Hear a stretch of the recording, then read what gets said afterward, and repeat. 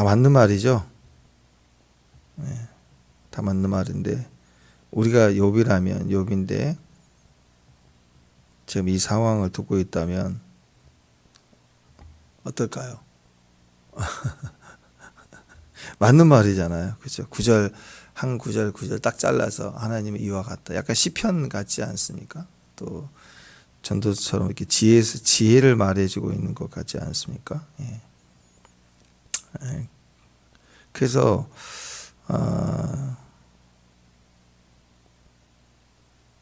우리가 깨달아야 됩니다.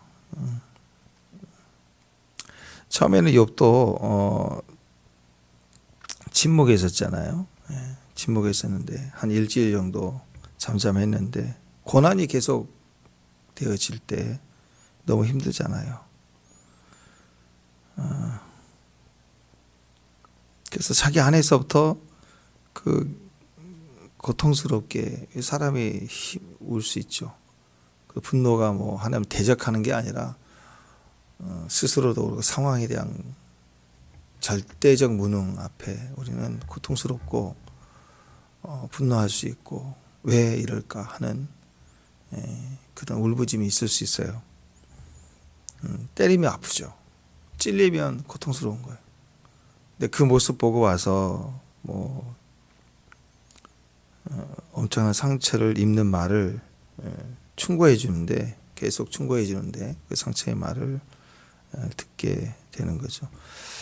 그 미국 조지 바라나에서 미국의 그 리서치 전문 회사가 있는데 크리스찬을 대상으로 설문조사했던 내용이에요. 당신이 하나님을 만나면 딱 한 가지 뭘 물어보고 싶냐? 그랬더니 여러 가지가 있는데 제일 1등이 고난이 왜 왔냐? 나에게 고난이 왜 왔는가? 그걸 한번 물어보고 싶다는 거죠. 뭐 청소년들이 그 얘기를 하겠어요. 아무리 인생을 살아본 또 믿음으로 버텨왔던 크리스찬들의 마음속에 묻어두고 있었던 질문.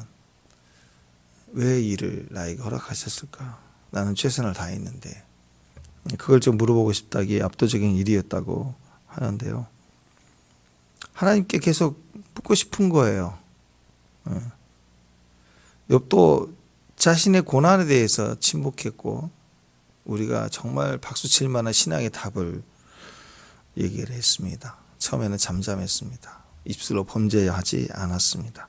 시간이 지나면서 그 고통 가운데 막 쌓여져 올라오고 이해되지 않는 상황에 고통스러워할 때 충고해준다고 친구가 와서 하는 이야기들을 들으면서 나중에는 변론하고 말싸움 해버리는 거죠.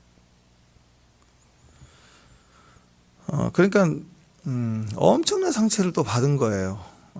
직접적인 상처 현장에 노출된 것뿐만 아니라 그걸 정지하고 판단하고 자기는 변론하고 아니다고 하면서 말싸움을 할 때 그 심정이 어떻겠습니까? 얼마나 큰 상처가 이중으로 자기에게 닥쳐왔다. 뭐 심지어는 왜 태어나니? 뭐부터 시작해서 자기 전체에 대한 존재를 지우고 싶은 욥이 그런 고통을 당하게 됐다. 여러분 우리가 여기서 하나 팁이 있죠. 정말 힘들 때는 입 다물고 있는 거예요. 입 다물고 딱 있는 거예요. 최고예요. 그 시간이 지나갑니다. 옆에서도 마찬가지입니다. 누가 고난 당한다 그럼 입 다물고 있어야지. 뭐 위로해 준다. 위로 말도 필요 없어요. 위로가 안 되거든요. 너무 고난이 클 때는 위로가 안 돼요. 봐서 밥 한 끼 사주면 되겠다. 그러니까 아니다 싶고 입 다물고 가만히 있어야 돼. 위로해 준다. 그럼 말씀을 읽자 같이. 뭐 기도해 보자. 그 권면도 필요 없어요. 그냥 기도해 주면 돼 내가. 그죠? 근데 기도해 보자. 뭐 해보자. 안 들린다고요. 오히려 힘들게 하고 고통스럽게 할 뿐입니다. 상처만 주는 사람이 되면 안 되잖아요. 또 굳이 입을 도저히 못 다물겠다 막 나온다. 이런 상황이 되면 보통 혼자 있을 때 자기도 모르게 입에서 막 말이 나와요. 그리고 잠잘 때 막 잠꼬대가 심해지고. 왜냐하면 하나님께 상황에 어떤 그 고통이 쌓여있을 때 말을 안 하면 어떤 식으로 사람은 나오게 돼 있어요. 자기도 모르게. 그 정도 되면 제일 좋은 건 이제 하나님께 가는 거죠. 하나님께 가서 막 이제 이런저런 얘기를 하는 거예요. 하나님께는 괜찮아요. 출구가 되니까 쏟아내는 게 중요하니까 사람에게는 가지 말고 하나님께 막 쏟아내는 거. 그때 그것이 조금만 우리에게 힘이 되고 또 지혜가 될 겁니다. 근데 이 엘리바스 와서 얘기하는 전체 내용을 한번 딱 보면은 이게 우리 모습이고 심지어는 욥 고난당한 욥 자신의 내면의 깊은 곳에 있는 스스로의 질문이기도 한 내용들을 쏟아내는 거예요. 많은 사람들이 거의 100%입니다. 이런 고난의 시간에 노출이 되면 제일 어리석은 해석을 해요. 그게 바보 해석이다. 그런데 어떤 해석이냐? 이게 다 무슨 죄로 인해서 왔다고 생각하는. 내가 무슨 잘못을 했길래 이런 일이 왔느냐. 또 남에게는 네가 무슨 죄가 있으니까 그렇지. 이 사람이 착하고 그러면 확인되지 않는 조상의 어떤 죄 때문에 그런 거라고 뭔가를 찾아서 제시하는 거예요. 자이든 타이든. 그러니까 이유를 거기다 찾는 거예요. 우리가 괴로운 것은 상황의 해석이 안 될 때 괴로운 거예요. 그 해석을 억지로 풀 때 이건 죄 때문이다. 이게 바보 해석이에요. 절대 그 해석이 아니라고요. 주님의 답은 그게 인생이고 이게 번지상 진노 태어난 상황이고 물론 죄의 역할도 있고 우리가 죄인이니까 그런 일이 생길 수 있지만 인생은 그런 거예요. 사고당하고 어려운 일 당한 사람은 다 죄 때문인가 그렇게 보면 안 되죠. 우리에게서 하나님의 일을 나타내고 싶어 하신 것이다. 하나님의 능력과 성품과 아름다움과 귀한 것을 우리에게 나타내 주십니다. 이렇게 믿음으로 받아가야 될 것이지 이 바보 해석해서는 안 된다라는 거예요. 우리가 힘들 때 어려울 때 딱 드는 생각이에요. 정말 사람이 말할 수가 없을 때 힘들 때 딱 드는 게 나는 내가 뭘 잘못했길래 이렇게 생각하는 건 바보 생각이다. 그동안 우리가 얼마나 바보였는지 아시겠죠? 그 생각하면 바보예요. 아, 나 바보구나. 난 새벽부터 바보다. 자다 깨서 바보다. 왜? 아침 저녁 그 생각이 내가 도대체 뭘 잘못했다고. 또 때로는 지금 있는 것에 대한 이렇게 의문이 아니라 결론을 내려버려요. 내가 지금 이렇게 힘든 것은 누가 나한테 잘못했기 때문이야 라고 누군가를 지칭하고 막 품고 사는 거예요. 바보예요, 바보. 바보의 박사학이에요. 그건 또 남에게 정죄까지 아니고 반대로 옮겨가니까. 이건 저 남의 남편 때문이야. 또 누구야? 내 과거의 어떤 분, 뭐 또 부모, 뭐 과거의 사람들 뭐 생각할 거 아니에요. 누구 때문이야. 이건 다 죄로 보고 있는 바보 해석의 종류가 여러 가지 다른 것뿐이에요. 똑같은 거예요.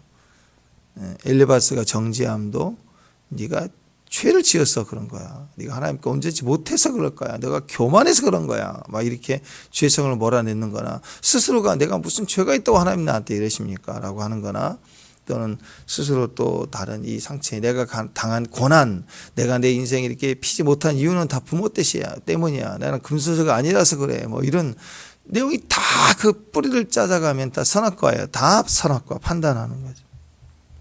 주님은 우리에게 판단이 아니라 믿으라는 거죠. 믿으라는 얘기를 하고 있는 것입니다. 5장에 넘어오면서 이제 4장과 이후 연결돼서 엘리바스가 강력하게 비판하면서 판단하는데 이 훈계가 사실 들어보니까 훈계가 아니에요. 판단과 정죄를 이미 해놓고 판단과 정죄라는 기초 위에서 지금 훈계하는 거예요. 한마디, 두 마디가. 그러니까 이게 아픈 거예요. 찌르는 거예요. 아예 구석질을 딱 몰아놓고 묶어놓은 다음에 막 찌르는 거예요. 그러니까 이런 말은 도움이 하나도 안 되는 거죠. 고난당한 자를 내가 더 묶어놓고 더 찌르는 거 계시죠. 이건 우리에게 전혀 유익이 되지 않고 고통만 되더라. 1절 한번 보면 지금 기도밖에 이 상황이라면 욥에게는 기도밖에 없는 사람이잖아요. 기도밖에. 근데 기도밖에 믿을 게 없는 사람한테 너 같은 놈은 기도해봐야 소용없어 라고 얘기를 하고 있어요. 아니, 세상에 그런 분이 있을까? 이 땅에 기도도 소용없는 놈이 있을까요? 그렇게 얘기할. 진짜 기가 막히죠. 예. 너는 기도해봤자 소용없어. 1절 보시면 네가 부딪혀 봐라. 네게 응답할 자 있느냐? 그래서 뭐라고 하느냐? 거룩한 자 중에 이제 하나님을 빗대서 얘기하는데 하나님 빼고 하나님 너에게 응답하시겠냐? 그러면서 뭐라고 하냐면 거룩한 자 중에 네가 누구에게 하겠느냐? 그러니까 너 누구 우상 숭배? 너 또 누구 우상 숭배하지? 하나님 외에 네가 찾아갈 무당이라도 있냐? 이거예요. 그러니까 이건 뭐 완전히 묵삽을 만들어 버리는 거죠, 아주 그냥. 네가 기도해봐. 너 같은 놈에게 누가 응답하냐? 이후에 쭉 나온 내용을 들어보니까 교만한 자를 들으신 줄 아니? 아니 고난 당한 자에게 막 교만을 씌워 넣어 버리는 거예요, 지금. 여기 분노했겠죠. 분노했어요. 1장에서 시작할 때 1장 1절에서 욥을 어떻게 소개했습니까? 누가 소개한 거예요? 하나님이 소개했거든요. 하나님 욥은 정직하여 하나님을 경외하며 악에서 떠난 자. 이렇게 하나님이 정의해 주신 소개된 내용의 욥이 그런 모습인데 너무도 큰 환난과 고난을 당하니까 감정적으로 흔들리니까 절규하고 아프고 분노하고 그랬다는 거예요. 그 모습을 지켜보면서 그가 얼마나 아플까라고 생각하지 않고 아무리 힘들어서 그렇지 저렇게 울고 자빠졌냐, 기도도 안 하고 자빠졌냐, 이렇게 판단했다는 거예요, 지금. 여러분 굉장히 이거 위험합니다. 교회도 세상과 같이 찔러며 아프고 고통스러운 거예요. 근데 신앙의 모습이 안 보이는 그걸 보고, 아니 때리면 아프죠. 지나가다가 강도가 와서 나를 탁 치고 쓰러지고 내 백을 훔쳐서 막 달라가는 걸 쓰러지면서 봤다 그러면 당신은 사랑받기 위해서 태어났습니다. 막 이렇게 되겠냐고요. 그게 때리면 일단 아프잖아요. 사람 살려 나오잖아요. 그걸 보고 신앙의 태도가 안 보이느니 이렇게 판단하고 있다면 저 교만해가지고 쓰러지면서도 넘어지면서도 주여를 안 불렀다고 그러고 또는 뭐 보혈의 기도를 안 해서 왔지 너 막 이러고 네. 이렇게 확인 사살을 정죄하고 확인 사살을 하는 거죠. 고통스럽게 하는 거예요. 그러니까 1절에서 그렇게 너는 기도도 안 되는 놈이다. 그러면서 이 분노하는 그 모습을 보고 너는 분노심이 있구나. 또 너는 시기심이 있구나. 막 이런 말을 하는 거예요. 그러니까 욥은 내가 뭘 그렇게 잘못했는가 하고 자기 안에 막 분노와 시기심이 막 있었기 때문에 막 그 혼자만의 독백과 막 그런 시간들이 있었기 때문에 그런 모습을 보면서 그걸 보고 엘리바스가 와서 지침을 주는 훈계하는 거야. 똑바로 해 너. 힘들더라도 그러지 마. 내가 친구로서 충고한데 내가 연장자로 나 충고를 하는데 너 그러면 안 돼 하고 막 쏴대기 시작하는 거예요. 그러니까 욥이 얼마나 절망이 됐겠어요. 고난한 자가 고난 당했을 때 고난한 당한 자에게 찾아와 가지고 이 모든 고난의 이유가 너희 분노와 시기 때문이다. 너는 교만해서 그런 거다. 네가 기도를 안 해서 그렇다. 너는 지금 이 상황이면 기도해봐. 듣겠냐? 누가 듣겠냐? 네가 찾아갈 무당이라도 있냐? 이런 식인 거예요. 지금 신앙인에게 막 공격을 쏟아붓는 거예요. 말이 얼마나 많이 2장, 4장, 5장 막 연이어져 막. 아마 이 정도 길었으면 밥도 안 먹고 계속했을 거야. 앉혀놓고. 아니 아파 있는 사람만 채워놓고 가지도 못하게 하고 앉혀놓고 막 계속 막 찔러대는 거야. 막 이렇게 막 무당 얘기하면서 무당이 조상 탓하는 것처럼요. 너의 5대 조상이 지은 뭐 우상 숭배와 제사 드린 제사 문제로 인해서 이 악한 세력 제사 세력이 와가지고 막 너한테 그런 거야. 그러면서 어떻게 더 헌신해야 돼. 그래가지고 막 이렇게 뭐 조상의 죄를 끄집어 들어가지고 더 헌신시키고 막 두려움 주니까 그게 무당하고 뭐가 달라요? 멧돼손이 뭘 회개해야 된다고? 도를 하십니까? 그래서 조상을 달래야 된다고 제사드리라는 거하고 또 조상의 죄 때문에 그런 거라고 뭐 조상 짓는 그 기도와 더불어서 이 해결 방법이 헌신이다. 그래서 헌신을 막 요구하는 거 막 그런 거. 심지어는 무당도 안 하는 것을 해요. 너 그렇게 안 하면 너 저주를 받게 돼 있어. 너 더 힘들어진다. 그래서 막 더 협박까지 합니다. 제가 보기에는 이들은 거의 사역자가 아니에요. 미친 사람들이에요. 예수 이름을 가지고 미친 짓을 하는 사람들이에요.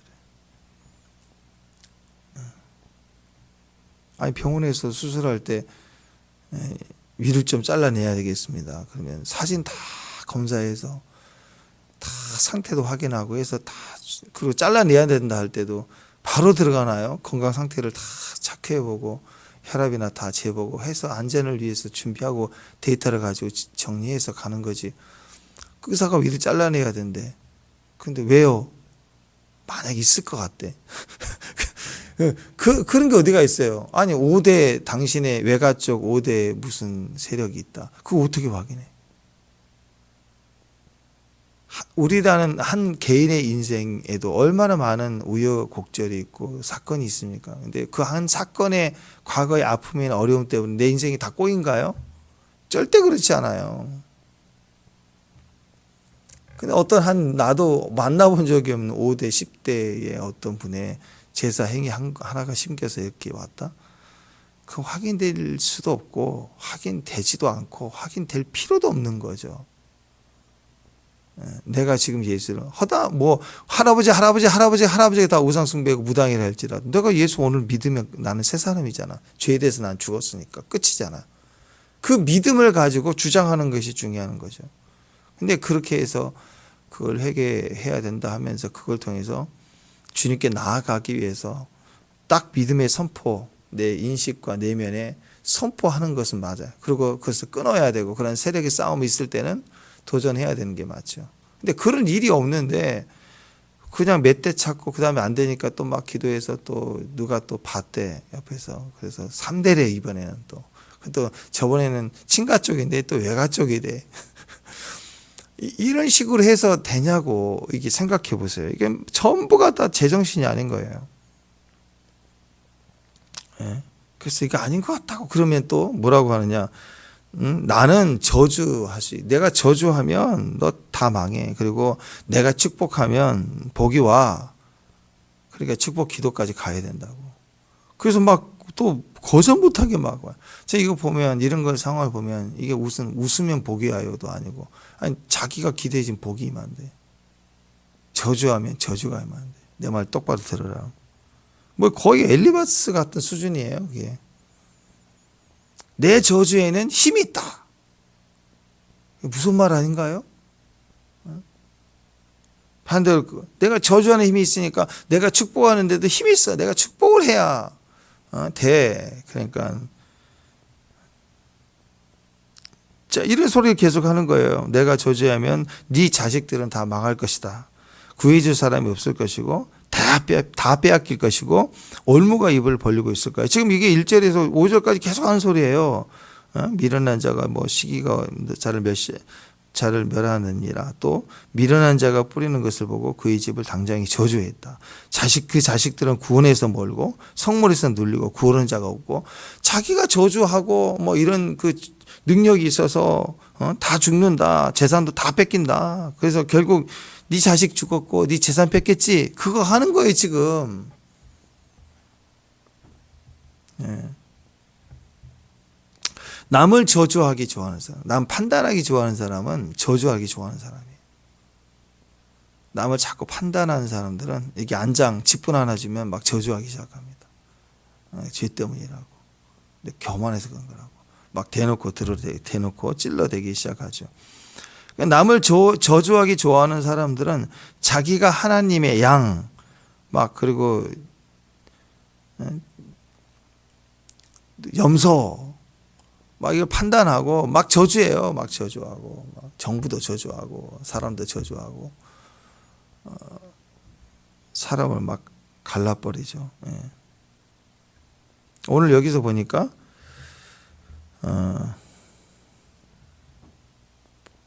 이렇게 얘기하죠. 8절을 보면 나라면 하나님을 찾겠고 내 일을 하나님께 의탁하리라. 그렇죠? 나라면 라면 중에 제일 맛없는 라면이 나라면 다 이거예요. 야, 차라리 나라면 난 이렇게 할 거야. 나라면 이렇게 할 거야. 이게 뭔 줄 아세요? 여기 자기가 하나님인 거예요. 그 판단을 다 해주는 거죠.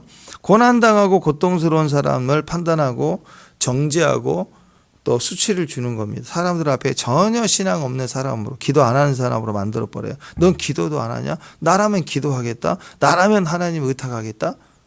그래서 아니 지금 슬퍼서 울고 있는 자에게 넌 기도도 안 하냐? 나라면 기도하겠다. 이렇게 고통스럽게 몰아간다는 거죠. 여러분 잊지 마십시오. 어떤 사람들은 누군가를 막 변화시키려고 해요. 막 바꿔놓으려고 해요. 이게 그러면서 다 널 위해서 하는 소리야 하면서 막 막말을 하는 거예요. 사람들 앞에서 막 큰 소리 치고 이 사람 막 떠벌려 버리고 정죄하고 수치를 주고 부끄럽게 만드는 거예요. 그래서 그러지 말라고 하면 뭐라고 얘기하느냐? 이게 충격요법이래. 좀 자극을 줘야 된대.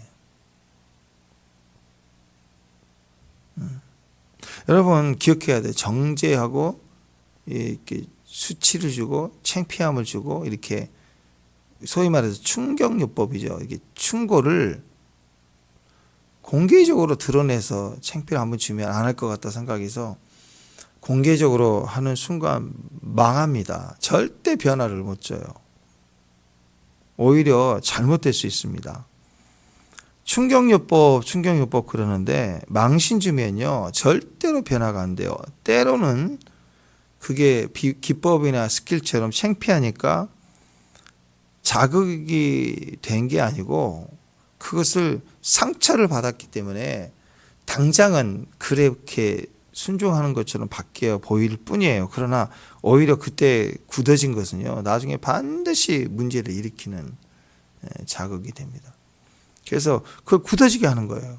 더 복수하게 하고 더 어긋나게 만들어지는 거예요. 그러니까 자녀들을 막 이렇게 막 무섭게 하고 억압을 주는 충격요법. 그 순간은 막 소리를 지르니까 이게 듣는 것 같잖아요. 근데 그건 변화가 아닌 거예요. 그냥 두려워서 해준 것 뿐이에요. 무서우니까. 그러면서 하는 얘기가 나는 힘을 길러야지. 이렇게 생각한다고. 변화가 아니라.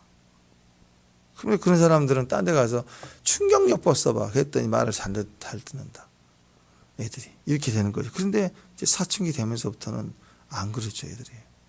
막 분노하고 막 튀어나오기 시작하는 거예요. 그러니까 여러분 오히려 이렇게 막 그 충격요법을 쓰고 드러내놓고 하면 이것은 우리 자녀들을 변화시켜 주는 게 아니고 더 이렇게 상처를 주는 거죠. 오히려 상처를 주고 굳어지게 하는 거예요. 마음을 막 닫아버리게 만드는 것이 돼요. 똑같아요. 뭐 아이들뿐만 아니라 세상의 모든 게 다 마찬가지입니다. 절대로 정죄하는 거, 수치를 주는 거, 막 창피하게 하는 거, 이런 충격요법, 충고해 주는 건 절대로 변화시키지 못합니다. 그러니까 끝까지 내가 살아내는 거예요. 그 모습으로 살아내는 거. 품어가고 방향을 정하고. 그렇다고 말은 안 할 수는 없죠. 말은 해야 돼요. 듣고 안 듣고의 책임은 본인들에게 있고 자신들에게 있지만 힘들어도 얘기는 해야 되는 거죠. 오늘 8절에서 11절까지 쭉 보면은 오늘 전체 얘기도 마찬가지지만 틀린 얘기는 하나도 없죠. 다 맞는 얘기예요. 근데 이거 모르는 사람 혹시 있나요? 오늘 말씀 읽으면서 이야 하나님은 이런 분이실게 막 감격하고 막 은혜가 느껴지나요? 우리가 다 아는 내용이에요. 다 아는 얘기고 그리고 이것은 겉으로는 절대로 틀린 말이 아닙니다. 믿는 사람이라면 다 아는 이야기예요. 대부분 우리가 고난당한 자에게 충고해 주거나 어려운 자에게 말해 주는 내용도 다 이런 거예요. 그래서 여러분 그냥 생각해 보세요. 누군가에게 내가 그 친구에 대해서 바른 얘기를 해줘야 되겠다 하는 그 내용이라고 생각해 보면 뭐 새로운 게 있을까요? 우리가 만약 그런 입장이라면 새로운 얘기를 할까요? 아니 똑같은 식이에요. 교만해서는 안 된다. 뭐 기도해야 된다. 그게 권면 같은데 그게 바른 소리인데 굳이 말해준다고 하는 내용이 다 아는 내용이에요. 특별한 것도 아니고 그런데 맞지 않는 거예요. 옷은 명품 옷인데 지금 겨울이라고 해요. 여름 옷을 주면 안 되죠. 이 옷이 얼마나 비싼데, 이게 명품인데, 누가 디자인한 건데, 그게 중요한 게 아니에요. 지금 겨울이라고. 그 옷을 막 입어야 된다고 입히면 어떻게 되겠어요? 고통 속에 빠져있는 요백에 찾아가서 굳이 말해줘야 될 이유가 있나요? 전혀 없다는 거예요. 근데 정죄와 수치와 충격요법을 주면서 울고 있는, 실망되어 있는 자리에서 일으키 세우려고 충격요법을 준다는 거죠. 그게 아니에요. 그 충격요법이라는 게 또 틀린 소리는 아니에요. 하나님의 속성에 대해서 쫙 얘기해. 겸손한 자에게 은혜를 주고 교만한 자를 치시고. 그게 여기까지 찾아가서 굳이 말해줘야 될 옳은 소리겠냐고요. 전혀 아니다라는 거예요. 이게 잘못됐다라고 이를 제기할 사람은 아마 아무도 없을 것입니다. 겉으로는 다 맞는 소리예요. 소위 말해서 누군가에게 무슨 말을 해줘야겠다고 생각하는 사람들은 항상 바른 소리를 해요. 맞는 소리를 한다고요. 근데 옳은 건 아니에요. 선한 건 아니라고. 이 17절에서 22절까지 쭉 다 그런 얘기죠. 틀린 말 하나도 없습니다. 막 쏘아붙이는 거예요. 막 읽어보면 담아둘 게 하나도 없어요. 맞는 소리인데 담아둘 게, 들리는 소리가 하나도 없어요. 거기에는 은혜가 없어요. 은혜가. 그러니까 겉으로는 매우 맞는 말인데 신앙적으로 보면 꽝이라는 거, 꽝. 이걸 천박하다 그래요. 천박하다. 사전적 정의를 보니까 천박하다. 이게 무슨 뜻이냐? 뒤섞여서 고르지 못하거나 어수선하여 바르지 못하다. 또 학문이나 생각 따위가 얕아요. 얕아서 말이나 행동 따위가 상스럽다. 우리말로 이제 싸구려다 그래. 싸구려다. 골라 하는 이제 그런. 왜 이렇게 무지하고 천박한 신앙일까? 그러니까 뭘 안다고 아는 똑똑인데 거기에는 섭리가 없어요. 그 말에는 섭리가 하나도 안 나와요. 섭리, 은혜, 인내, 용서, 사랑, 그 묵직한 무게감이 다 없는 거예요. 그냥 인간의 말인 거예요. 인간의 말. 섭리를 모르죠. 뭔가 얘기하는데 섭리를 몰라요. 저도 지금까지 사역해 오면서 많은 사람들이 이런 현장에서, 사역 현장에서 뭐 조상의 죄니 뭐 축사하고 막 이런 걸 볼 때 그 사역에 또 귀한 게 있죠. 있는데 대부분이 뭐가 없냐면 사랑이 없어요. 축사하면서 막 귀신을 상대할 때 쌍욕하고 막 귀신한테 하는 거라고 하면서 막 대하는 걸 보고요. 유명해질수록. 생각해 보세요. 때로는 악한 영에 들려있는 사람들 중에는 의식이 있는 경우도 있고 없는 경우도 많거든요. 너 누구야? 그러면 자기도 모르게 딱 얘기가 나오는 걸 자기도 깜짝 놀라. 기도를 받으면서 자기가 놀라는 경우도 있고 때로는 전혀 의식을 못하고 나오는 경우도 있어요. 어쨌든 병원에서 수술할 때 사람들 앞에서 공개적으로 막 드러내놓고 하나요? 참, 나 목사님 우리 수술합시다 하면서 의사가 다 보는 앞에서 목사님 막 다 째가지고 막 이렇게 하나요? 아니죠. 특히 심각한 뇌수술 그런 걸 막 공개적으로 어떻게 해요? 뭐 이렇게 잠깐 꼬매고 이런 수술이면 모르겠는데 하다못해 치과에서 이 치아를 수술한 것도 다 뒤집어 씌우고 그렇게 하는데 근데 그보다도 깊은 상처와 더 깊은 그 내면의 고난이 쌓여서 악한 영이 역사하고 그런 영역에 있는데 나가 이 귀신아 사람들 막 앞에서 나오라 해서 귀신아 하고 막 그렇게 하는 사역 속에는요 열매가 그렇게 좋지는 않아요. 그리고 귀신이라고 하는 게 축사라고 하는 게 내면의 상처도 마찬가지지만 한 번에 딱 불어서 딱 끝난 사역이 아니라고요. 계속 상처를 닦아나가야 돼요. 말씀을 씻어나가야 돼요. 그 영이 축사한 이후로 계속 말씀을 들이대고 상처를 치유해 가야 돼요. 이게 같이 가는 거예요. 시간이 오래 걸려요. 그리고 하나님의 목적과 방향을 다시 오늘 6개 지나면서 우리가 단단해질 텐데 단단해질 때까지 옆에서 같이 동행해 줘야 돼요. 이게 많은 시간이 필요해요. 그래서 이런 축사와 이런 사역들을 교회에서 해야 돼요. 그래서 형제가 같이 옆에 있으면서 붙어 있어야 된다고요. 근데 뭔가 알고 똑똑하고 뭐 영적 굉장한 진리를 아는 것처럼 얘기하는데 거기는 섭리도 없고 사랑도 없고 용서도 없고 판단만 있어요. 죄의 판단, 귀신 쫓아내는 권세 뭐 이런 건 보혈 얘기하고 무슨 뭐 영적 무슨 테크닉 막 이런 것 좀 많이 아는 것 같은데 문제는 하나도 섭리가 없고 사랑도 없고 인내도 없고. 지금 이 상황에서 분명히 사탄이 개입한 거죠. 그죠? 욥의 고난에 사탄이 개입한 역사예요. 그러면 사탄 쫓아만 내면 되는 문제인가요, 이게? 요한계시록에 바다에서 짐승이 올라오고 막 이제 적그리스도 올 때 적그리스도를 쫓아내면 축사하면 끝나는 문제인가요? 온 교회가 막 기도해서 적그리스도 뭐 끊어져라 하고 뭐 이 나라를 뭐 어떤 분이 뭐 대한민국을 봤더니 무슨 뭐 뱀이 뭐 어디 청와대에 뭐 얼만큼 6단 빌딩만한 뱀이 짤을 트고 있었고 그렇다고 막 또 중국은 또 어떤 용이고 뭐 그걸 또 신기해요.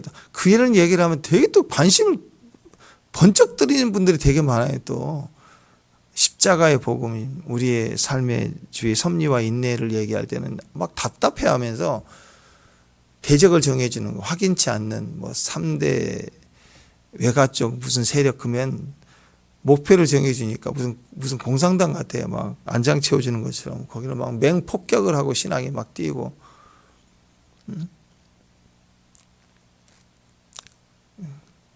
모르겠어요. 그럼 그분 만나면 또 물어보고 싶어요. 예전에 청와대에 그랬는데 그러면 용산으로 옮겼는데 그 또 뱀도 옮겨가냐고 물어보고 싶네.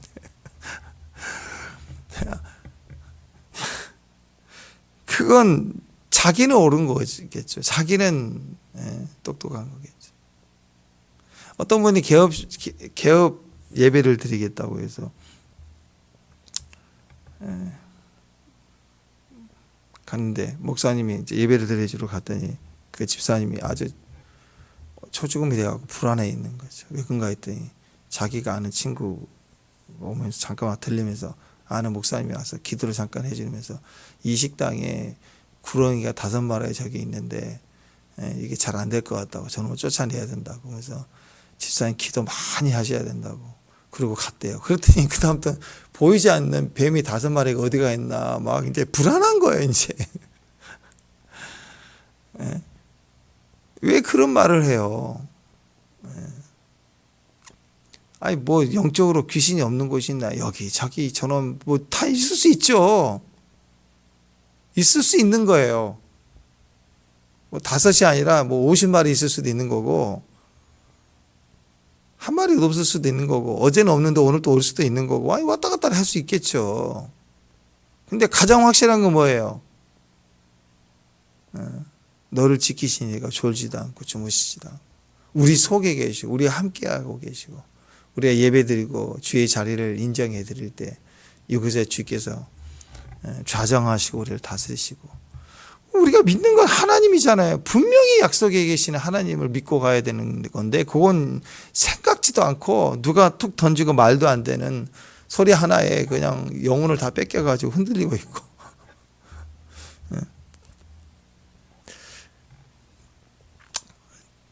욥의 이 상황에 이 사탄의 공격, 이 악한 영의 공격이 지배적이지만 이건 귀신 쫓아서 될 일이 아니잖아요. 요한계시록 할 때 그랬지 않습니까? 이런 마귀 세력, 짐승의 세력을 끊어내고 이기는 게 아니에요. 우리가 이기는 게 아니고 그리스도가 나타나시면 우리 중심에 계시면 그게 이긴 자예요. 우리 안에 그리스도가 계시게 하는 것. 주님이 나타나시면 된다. 이 상황이에요. 모든 욥의 고난의 상황 해답이잖아요. 근데 섭리, 은혜, 용서 이런 건 전혀 없고 그냥 정의, 공의, 대적자, 문제거리 해결 막 예수 이름으로 해결 막 이것만 치고 나가는 거 이건 다 고난 그러면 이걸 죄 때문이야 고난 죄 때문이야 이 공식을 가지고 막 사는 거 이게 천박한 거예요. 얕은 거예요. 아주 얕은 거. 이걸 가지고 혼자 망하면 되는데 왜 남들까지 흔들리게 하고 확인사살하고 고난을 막 더 정죄하고 이건 마귀 논리입니다. 마귀 논리. 정말 고난이 100%죄 때문인가? 고난이 100%죄 때문인가? 그러면요, 사도 바울 고난 당한 거 다 죄 때문이네. 예수님 다 죄 때문이네요. 사도 바울도 강의 위험, 바다의 위험, 동족의 위험, 매를 막 40에 하나를 율법에 정한, 넘기면 안 되니까 40에서 하나 뺀 매를 막 쳐맞고. 그러면 생각해, 바울이 도대체 얼마나 죄를 많이 지었길래 이렇게 고난을 많이 당할까? 그런 거잖아요. 얼마나 고난이 컸으면 순교까지 당할까? 순교당한 사람들은 다 고난이, 그 죄가 커서 그런 거죠, 그러면. 그럼 우리는 그런 고난 안 당했으니까 제일 우리는 선한 거고, 그런 건가요? 고난의 과정이라는 것은 하나님의 섭리 가운데 하나님 뜻을 이루어가는 과정이에요. 왜 그러냐? 여기를 통해서 다시 돌아가보면, 고난은 강력하지만 생명을 건들지 못해요. 어떤 고난도 생명을 건들지 못해요. 왜? 생명에는 하나님의 지혜와 능력과 목적이 있었어요.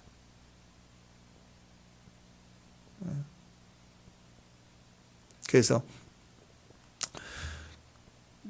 고난을 계속 충격을 가해도 절대로 생명은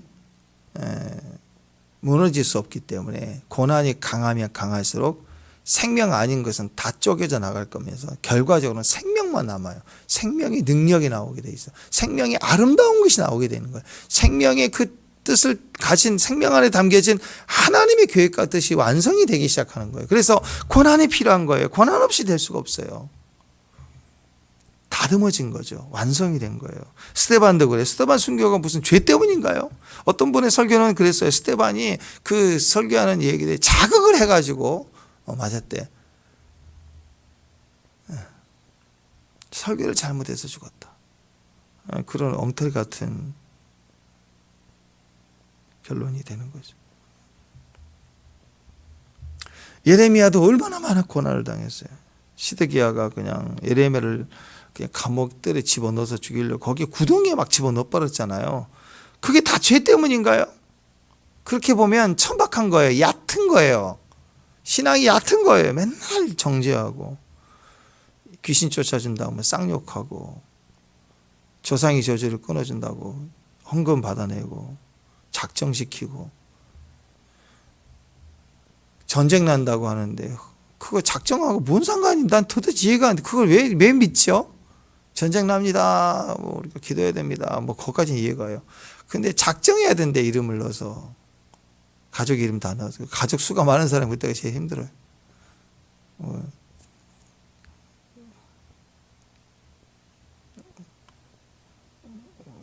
박 권사님 3명 예님 집사님도 3명. 3명인 분들이 제일 힘들어요. 목사님 다. 예? 막 수를 넣어야 되니까 얼마나 힘들어요. 아니라고 여러분.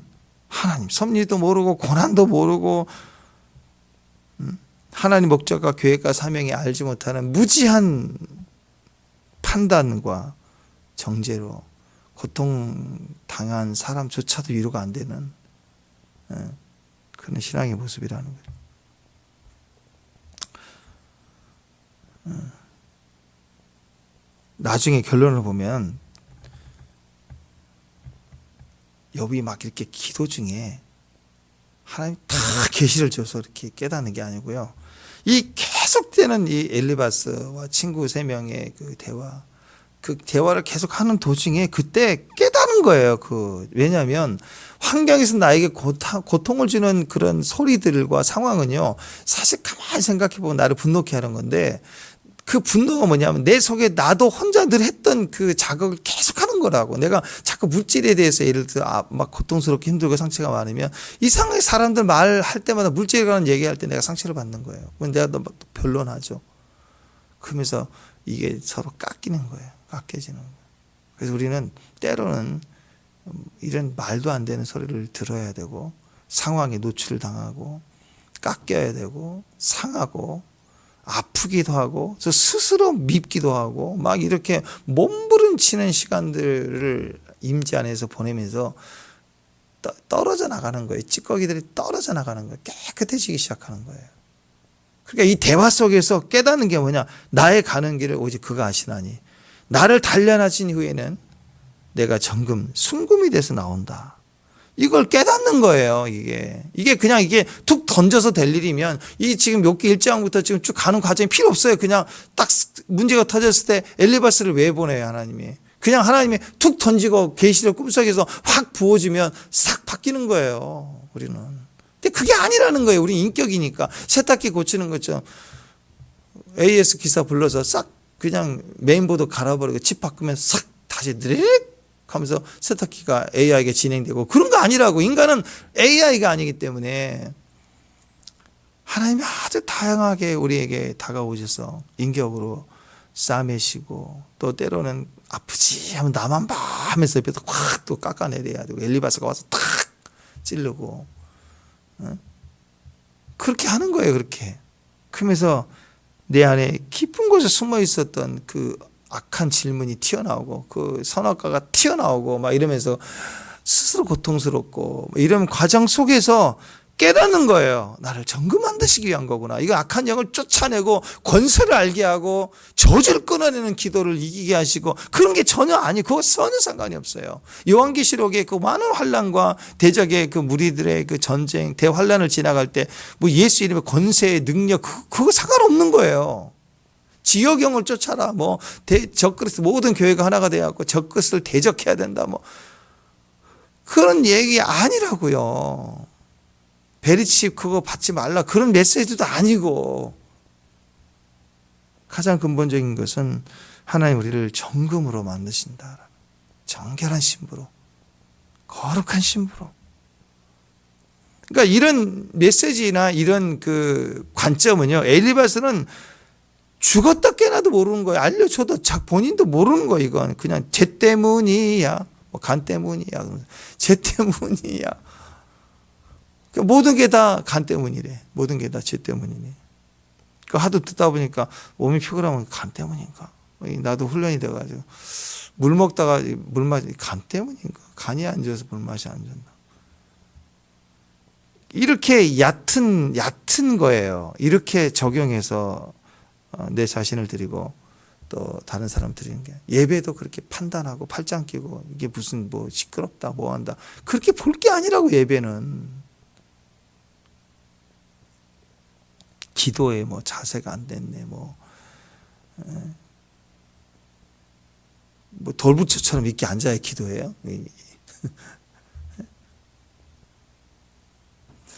우리는 전능하신 하나님 그분의 임재 안에 들어가야 돼요. 사람의 판단과 생각을 내려놓고 내 옳은 것, 내가 생각하는 바른 것 그걸 충고하고 가르치며 사는 게 아니에요. 충고하고 판단하고 조언해 준 거 그것도 아니에요. 조언도 아니에요. 삶으로 살아내는 거예요. 자, 여기 껌껌한데 여기 빛이에요. 성냥불이라도 빛이라고 빛을 비춰준다 그러면 야 내가 빛을 비춰준다. 빛을 봐야 돼. 할 필요 없어요. 그냥 빛을 바라면 돼요. 그러면 어둠 속에 빛이 탁 켜지는 순간 모든 시선이 빛을 향하게 돼 있어요. 다. 심지어 바퀴벌레도 빛을 비치면 반응한다고요. 그냥 반응하는 거예요. 우리는 빛을 바라면 돼요. 찬양하고 어떤 환경에서 예배하고. 저는 이스라엘의 그 지금 이 엄청난 고통 속에서 많은 장면들 속에 뭐 땅굴 얘기도 나오고 뭐 하고 다 그 이제 밝혀지고 막 이렇게 하는데 저는 그것보다 제 마음에 계속 박혀 있는 게 하나 있어요. 한 장면이. 거기에 그 군인이 CC 수습하고 하는 한쪽에서 크리스찬 성도들이 찬양하니까 잠깐 내려놓고 같이 찬양을 하더라. 거기서 하나님을 찬양하는. 그냥 막 방향 설정, 이 원인이 뭐다, 이 대적이다, 뭐 제3성전이 세워지려고 한다, 뭐 이런 소리 하지 말고 그냥 빛을 나타내 하나님을 다시 증거하는 거, 하나님을 이렇게 예배하는 거, 그것도 막 하나님 밑에 가르쳐 주려고 하지 말고 그냥 내가 하나님 믿는 믿음의 사람들이 빛을 발하는 거, 섬기는 거. 떡 한 조각 필요하면 공개하는 거, 그게 중요하다라는 것입니다.